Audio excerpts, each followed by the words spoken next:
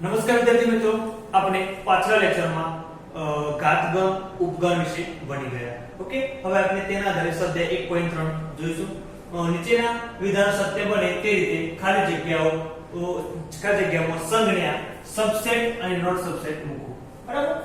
જો આ ગણ આપેલ ગણનો ઉપગણ હોય તો શું આવશે? સબસેટ, નહીં હોય તો નોટ સબસેટ. બરાબર? તો જુઓ 2 3 4 આ ત્રણે ઘટકોમાં છે. હા, 2 પણ છે, 3 પણ છે, 4 છે. ત્રણે ઘટકો છે તો શું આવશે? સબસેટ. ABC BCD એ જો B છે, આ B છે, C છે, C છે, પણ A આમાં નથી, A આમાં નથી. બરાબર? મતલબ તમામ ઘટકો આમાં નથી તો શું આવશે? Not subset. જો આપેલા તમામ ઘટકો આમાં હોય તો જ સબસેટ, ના હોય તો નોટ સબસેટ. બરાબર? X જ્યાં X તમારી શાળાનો ધોરણ 11 નો વિદ્યાર્થી શું છે? આગળ શું છે? આપણી સ્કૂલમાં ધોરણ 11 ના વિદ્યાર્થી. X જ્યાં X તમારી શાળાનો વિદ્યાર્થી. આ શું છે? આપની સ્કૂલના વિદ્યાર્થી. હવે આપની સ્કૂલમાં કેટલા વિદ્યાર્થીઓ છે? ધોરણ 1 થી 12 તમામ વિદ્યાર્થી છે. હવે 1 થી 12 માં આપનું 11 નું ધોરણ આવી ગયું. બરાબર? ધોરણ 1 થી 12 માં આપનું 11 નું ધોરણ સ્કૂલમાં આવી ગયું ને, તો આપણો જે ક્લાસ છે ધોરણ 11 એ આપણી સ્કૂલનો એક ભાગ જ છે ને, તો તે આપણો શું હશે? સબસેટ. બરાબર? X જ્યાં X સમતલમાં વર્તુળ. સમતલમાં વર્તુળ. બરાબર? ઘણા બધા વર્તુળો છે. 1 સેન્ટીમીટર વાળું, 1 સેન્ટીમીટર ત્રિજ્યા વાળું, 2 સેન્ટીમીટર ત્રિજ્યા વાળું, 3 સેન્ટીમીટર ત્રિજ્યા, ઘણા બધા વર્તુળ દોરી શકે છે. બરાબર? એ આ છે. અને X જ્યાં X આ જ સમતલમાં 1 સેન્ટીમીટર વાળું. હવે આ શું કહેવા માંગે છે કે એક આ ઘન એવો છે કે એ ઘનમાં ફક્ત 1 સેન્ટીમીટર ત્રિજ્યાવાળા વર્તુળ દોરવાના છે. બરાબર? તો આમાં જો 2 સેન્ટીમીટર વાળો છે, 3 સેન્ટીમીટર, 4 સેન્ટીમીટર, એ બધા આવવાના તો કે નહીં આવે.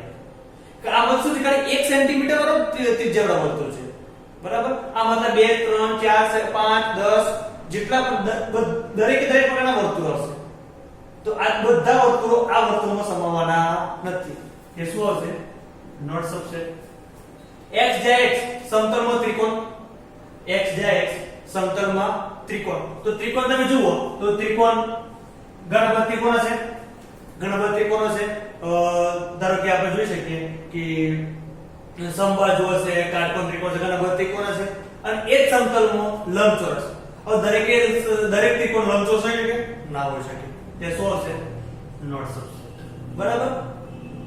X જ્યાં X સમતલમાં સમબાજુ ત્રિકોણ. કેવા? સમબાજુ. સમબાજુમાં બધી બાજુ કેવી હશે? સરખી હશે. બધી બાજુ કેવી હશે? સરખી હશે. તો સમબાજુ ત્રિકોણનો ગણ છે. અને X જ્યાં X એ આ સમતલમાં ત્રિકોણનો ગણ. હવે આ ત્રિકોણમાં તો સમબાજુ પણ આવશે, કાટકોણ પણ આવશે, દરેક પ્રકારના ત્રિકોણ આમાં આવવાના છે. હવે બધા ત્રિકોણ એમાં સમબાજુ ત્રિકોણ પણ આમાં આવી જવાના છે. બરાબર? આમાં તમે દેખાડી શકો કે સમતલના ત્રિકોણો. સમતલના ત્રિકોણો કયા કયા આવે? સમબાજુ આવે, કાટકોણ આવે, બરાબર છે? પછી અસમબાજુ ત્રિકોણ આવે. બરાબર? બધા જ પ્રકારના ત્રિકોણ આમાં આવશે. અને આ શું છે? સમબાજુ. દરેક સમબાજુ ત્રિકોણ આમાં આવી જશે તો આગે આવી જશે. તે શું હશે? સબસેટ. X જ્યાં X યુગ્મ પ્રાકૃતિક સંખ્યા.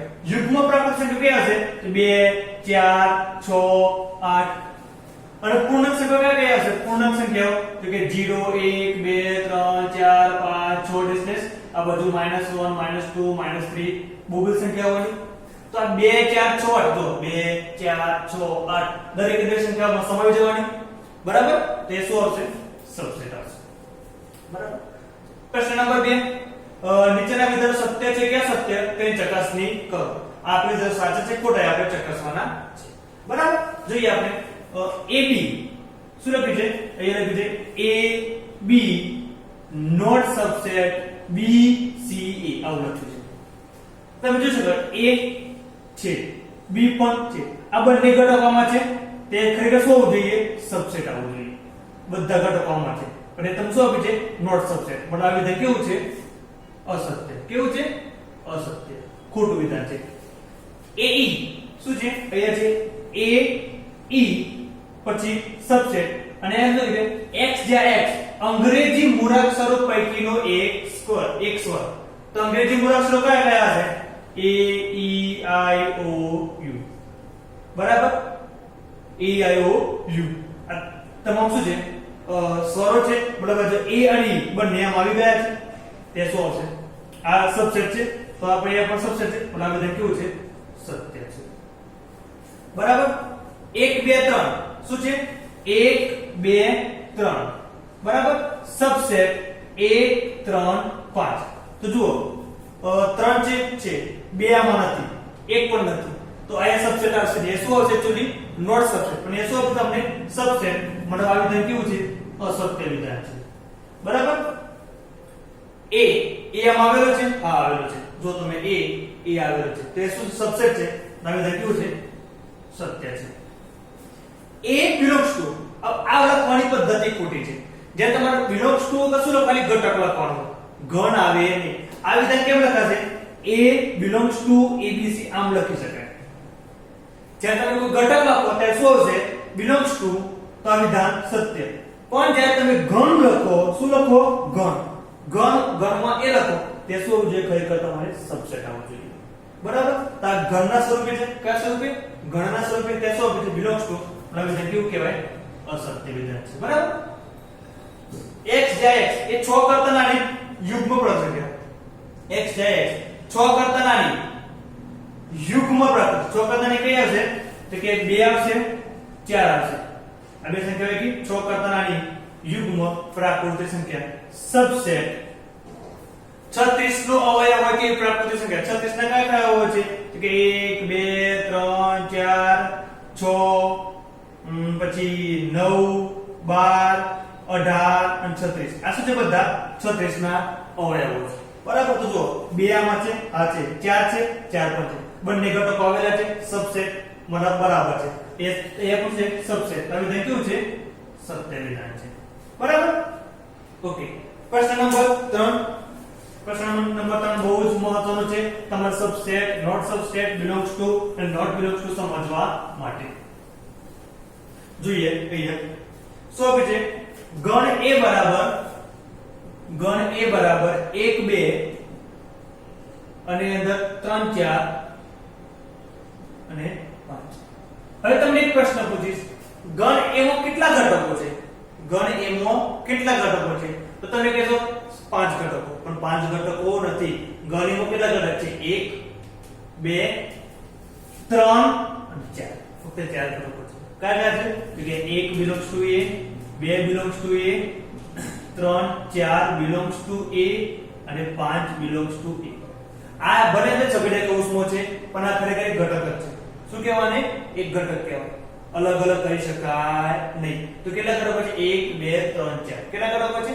4 ઘટકો. આ ધ્યાન આપજો. હવે આપણે જોઈએ સત્ય છે કે અસત્ય એ આપણે લખવાના છે અને શું છે એના વિશે આપણે મતલબ કેમ અસત્ય છે એ પણ તમારે લખવાનું છે. બરાબર. 3 4 belong subset a. 3 4 subset a. આ કેવું છે? તો કે ખોટું છે. કેમ? 3 અને 4 શું છે? એ તો ઘટક છે. જો તમારે સબસેટ લખવું હોય તો 3 4 ઘટક તમારે ઘન બનાવવો પડે. એને ઘન બનાવવા તમારે આ રીતના લખશો તો તમારે શું છે?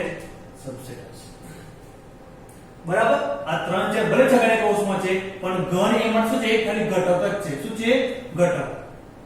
તો તમારે સબસેટ લખવું હોય તો તમારે શું કરવું પડશે? તમારે આ રીતના છગડીયા કૌંસની બહારનું છગડીયા કૌંસ કરવું પડશે.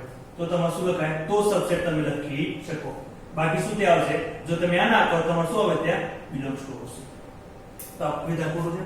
એ જો 3 4 બિલોંગ્સ ટુ a. આ વસ્તુ બરાબર છે. જો આપણે લખ્યું છે ઘટક છે માટે બિલોંગ્સ ટુ a બરાબર સત્ય છે. આ 3 4 છગડીયા કૌંસમાં સબસેટ a. મેં તમને આજે બતાવ્યું તે વસ્તુ. આ તો વસ્તુ બરાબર છે. 3 4 છે આપણો ઘટક. એને મેં ઘનમાં લખો ત્યાં શું હશે? સબસેટ. આ વિધાન પણ કેવું છે? સત્ય છે. 1 બિલોંગ્સ ટુ a. દેખો 1 બિલોંગ્સ ટુ a. એક શું છે? ઘન a નો ઘટક છે. તો સત્ય છે. એક સબસેટ a. આ ના લખી શકાય. જ્યારે તમારે સબસેટ લખવું હોય ત્યારે તમારે શું કરવું પડે? ત્યાં ઘન કરવું પડે. શું કરવું પડે? ઘન આમ કરી એક ઘનમાં લખીને સબસેટ આ લખો તો વિધાન સત્ય કહેવાય. આ વિધાન કેવું છે? ખોટું છે. બરાબર. બિલોંગ્સ ટુ આવશે જ્યારે ઘટક લખો ત્યારે બિલોંગ્સ ટુ આવે અને ઘન લખો ત્યારે શું આવે? સબસેટ. અને એ ઘન લખ્યો નથી તો વિધાન કેવું છે? અસત્ય છે. 1 2 5 સબસેટ a. તો 1 2 અને 5 બરાબર છે. સબસેટ a બરાબર a ના ભાગ છે. વિધાન કેવું છે? સત્ય છે. તમે જોઈ શકો છો અહીંયા 1 2 5 બિલોંગ્સ ટુ a. વિધાન ખોટું છે. કેમ? એ બિલોંગ્સ ટુ હશે નહીં. કેમ? કારણ કે તમે શું લખ્યું છે, ઘન લખ્યું છે, તે તમે શું હોવું જોઈએ, સબસેટ આવવું જોઈએ, બરાબર? એટલે આ વિધાન કેવું છે, ખોટું છે. 1 2 3 સબસેટ એ આ વિધાન પણ ખોટું છે. કેમ? 1 એનો ઉપગણ છે, બરાબર છે. 2 પણ એનો ઉપગણ છે. 3 એકલો નથી, 3 પણ સાથે છે, 4 સાથે છે. 3 એકલો લખી શકાય નથી, આમાંથી એકલો ઘટક અલગ કાઢી શકાય નહીં, બરાબર? તો આ વિધાન કેવું છે, ખોટું છે. કારણ કે 3 4 બંને અલગ કરી શકાય નહીં. બંને કેવા છે, એક જ ઘટક છે. 3 અને 4 આ એક જ ઘટક છે. કેટલો ઘટક છે, એક જ. બંને અલગ કરી શકાય નહીં. એ ત્યાં શું કર્યું, અલગ કરી નાખ્યું, એટલે મને શું હશે, ત્યાં ખોટું આવશે, બરાબર? 5 belongs to a 5 એટલે શું કહેવાય, ખાલી ઘન. એક પ્રકારનું ઘન. ઘન તમારે બતાવવું હોય તો શું હંમેશા belongs to, સોરી શું હંમેશા સબસેટ આવે, belongs to આવશે નહીં. ઘન તમારે જ્યારે બતાવવું હોય તો શું આવે, સબસેટ. એ શું છે, belongs to છે. 5 કોઈ ઘટક નથી. 5 કોઈ ઘટક નથી. 5 છે એક પ્રકારનો ઘન છે. કેવું ઘન છે, ખાલી ઘન. અને ખાલી ઘન બતાવવું હોય ત્યારે તમારે શું લેવું પડે, સબસેટ અથવા નોટ સબસેટ. belongs to લેવાય નહીં. તો ત્યાં શું હશે, ખોટું. 5 સબસેટ એ આ વિધાન સત્ય છે. 5 ખાલી ઘન. ખાલી ઘન એ કોઈ પણ ઘનનો ઉપગણ છે, જે મેં તમને લાસ્ટ લેક્ચરમાં કીધું હતું. ખાલી ઘન કોઈ પણ ઘનનો ઉપગણ છે. આ વિધાન કેવું છે, સત્ય છે, બરાબર? હવે એ લખી દે છેલ્લું 5 સબસેટ એ. આ વિધાન પણ ખોટું છે, બરાબર?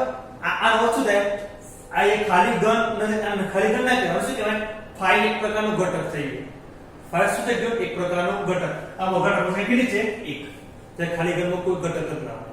જ્યારે આ શું બતાવે છે, એક ઘટક છે, તો 5. અને આમાં કોઈ 5 તો છે જ નહીં, બરાબર? આ વિધાન કેવું છે, ખોટું છે, બરાબર?